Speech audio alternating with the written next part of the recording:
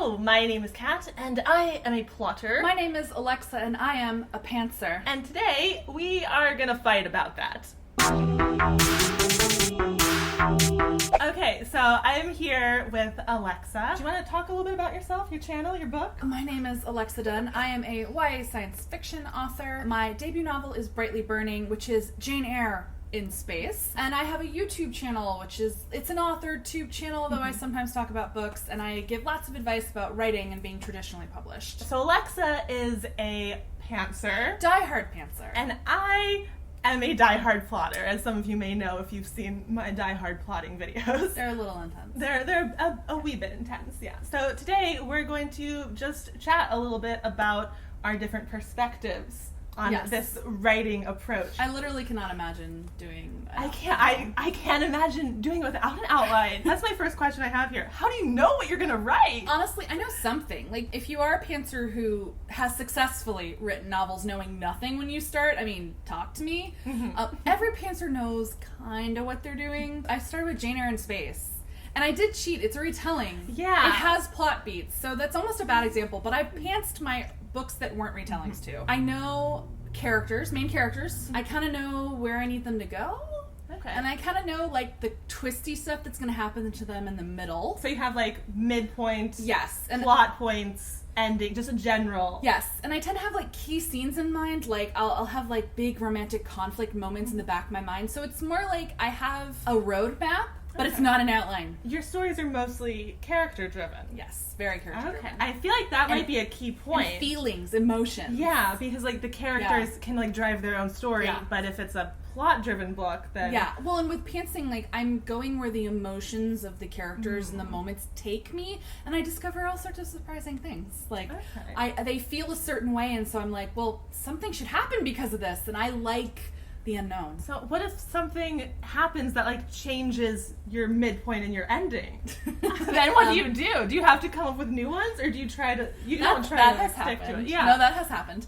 I just pivot. I'm excited by the challenge. So it'll be, oh, that was unexpected. This literally happened with my the book I just finished drafting and revising. The Bachelor meets Jane Austen in space, so I'm on a space kick. I got to the middle, and I was like, oh... The love interest has a really bad secret. It had never occurred to me before. Okay, so this is going to change the third act. I hadn't figured out what the heck I was going to do in the third act. And then from there I was like, okay, well, something has to come from the secret. There should be a ball. And then all of a sudden I was like, oh, this book has a bachelor conceit. And I had to revise the whole thing. Okay. So I was 70% into the draft. Oh my gosh. But it's fine. It kind of excites me. So you have to do a lot of, so pantsing you have to do more revision? Depends on the book. Yeah. Sometimes, yes. So in this case, I rewrote massive chunks of my book. And I can't even be mad at myself because pantsing is my process. Yeah. Like, the unknown and the challenge and discovering the story excites me and energizes me, and, like, I can't be mad. I'm a no regrets kind of person. Alexa made a video called, what was it? It was like against plotting. I hate outlining is what I felt attacked by the title. Personally attacked. I almost made a response video. You should have. This is kind of it right here. I'm going to tell you my thoughts on that. Okay, so I feel called out. So the reason that you like pantsing so much is, like, the discovery process, and that's exciting. I totally agree. Like, that's my favorite part of writing as well, is that discovery and, like, ooh, where is the story gonna go? I just do that in the outline stage. Like, I love that same stage. I'm planning, like, general scenes. I also love outlining because I can have, like, the shiny, perfect version of the story in my head. Man. And I can, like, just read my outline and, like, I'm, like, experiencing the story.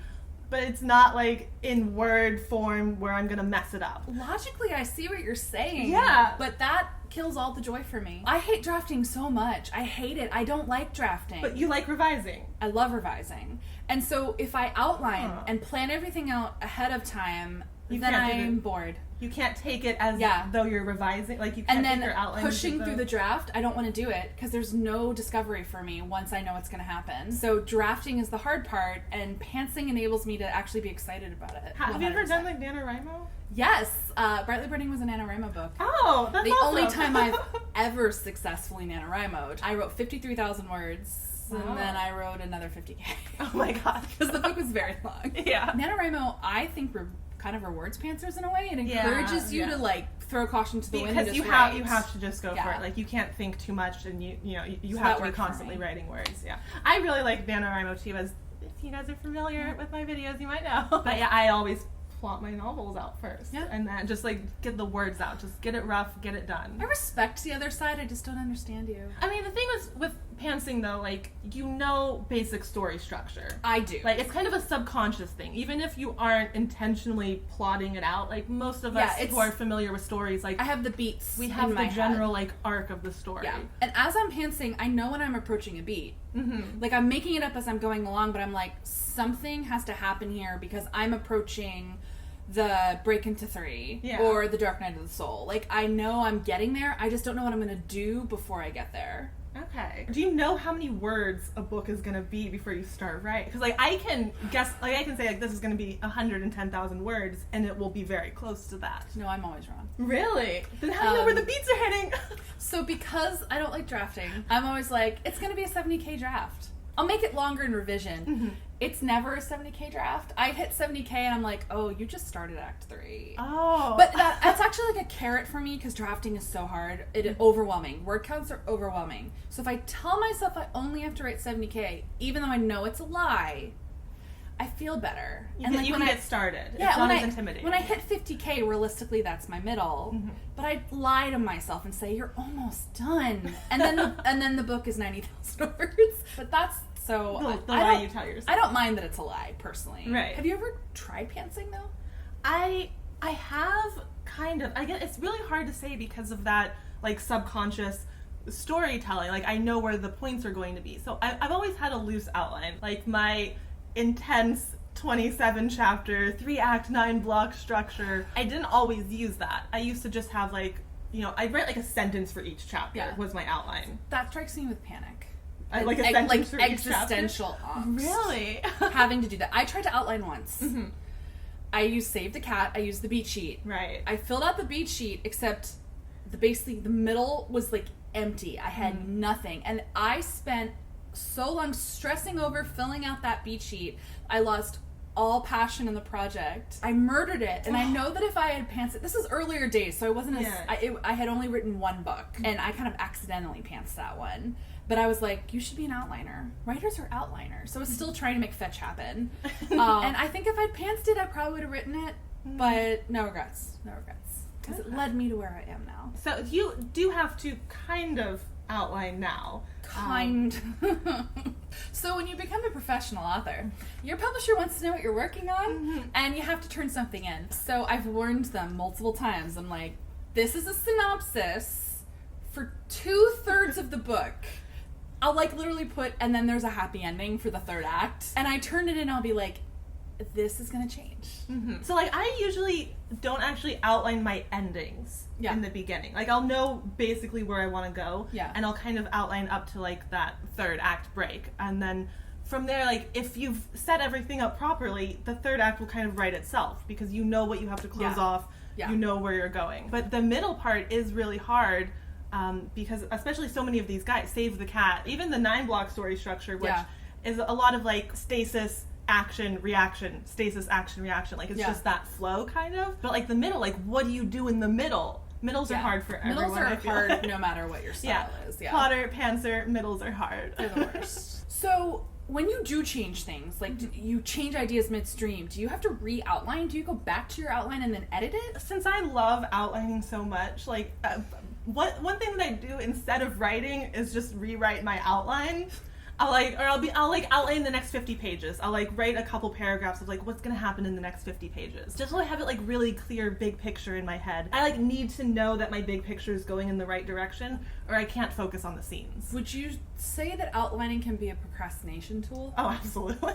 Outlining is my favorite procrastination tool because I feel like I'm being productive. I'm working on my book. Like I'm refining my outline. It counts. Brainstorming has the same pitfall. Yeah. Brainstorming forever, never writing. But I'm gonna like throw that shade back on myself because I have to say with pantsers, the downside to pantsing potentially is I think a lot of writers can fall on pantsing, say like, oh, I'm a pantser, as an excuse for bad, messy, unsophisticated writing. There is an art to pantsing, I think. And so like in terms of like new writers, I actually do encourage them to outline or try outlining, because learning story structure is so important, and pantsing can be an excuse for writing a mess. Yeah. And you do have to revise more. So, like, I'm not perfect. I have my foibles and my faults. And pantsing can, in its own way, not so much be a procrastination tool, but an excuse for a bad book. So there's pros and cons to both. I kind of feel like my outlining is a form of pantsing, because, like, I'm pantsing the outline. Yeah. And even when I'm doing, like, that more narrow focus where I'm like, what's happening during this 50 pages, I'm kind of pantsing it in my head, just looking at my outline. Yeah. Like, I'm trying to figure out, like, what is happening in these 50 pages, and testing out, like, different options in my head. So when I actually go to, like, write the scenes, I have already gone down a couple wrong paths in my head. That's so funny for me, because I just then don't want to write the words. Right. Well, there's an interesting theory. It's George R.R. Martin, right? It's architect versus gardener, like the two types of writers. Gardeners plant seeds and they grow them and they kind of see what happens, tend to them. Whereas architects are the plotters. They're the ones who are all about the structure, and they plan. You got to plan before you build. So you are a gardener. You like that metaphor. I love the idea of like pushing up my sleeves and like getting in the dirt, though I don't do that ever in my life. Right? So I fancy myself as not quite an architect, more of a sculptor. Oh, okay. I imagine the story as like a slab of marble. Okay. And so I'll have like a general outline in mind, or also I tend to bounce, since I have a general outline and I know what I'm going to do. Like if I have my slab of marble and I'm like, this is going to be a person, I can start on the foot. Because I know the general area where the foot would be. And if I'm like, I have this image for the foot that I want, I could start there. Also, I feel like a sculptor really captures my process, because I can like move in layers. Like I might like do like roughly cut the marble into the shape of a person, and then like I could refine an arm one day and part of the head the other day, and like jump around the whole sculpture. I don't have to go like straight down. Okay, so does that mean you jump around when you write? Yes, absolutely. And Scrivener enables me so much in this. It does, and yet I cannot do it. It's really hard to force myself to do linear writing. Because I know how the entire story is going to go, and I have it like certain sections clear in my head. And again, sometimes I will work on like the last chapter of my book when I haven't written the middle, and things change. That's why I can't do it. My first book, I did actually jump around. I tried really? So hard to be an outliner, so hard. And I ended up rewriting my entire third act. Okay. Because I actually wrote some of the end first, because I knew what it was, and I was excited. And then it all changed. The emotional arcs, the character arcs changed. So I had to change all those scenes. And so I learned my lesson. I write the third act last. I go in order. I like love outlining so much that if I make a change, like making a new outline is nothing to me. Like I love that. I'm like, if I change this, then what will I do later? It's like another discovery process. Like I really view my outlining as like it's a draft zero for me. It's not an outline.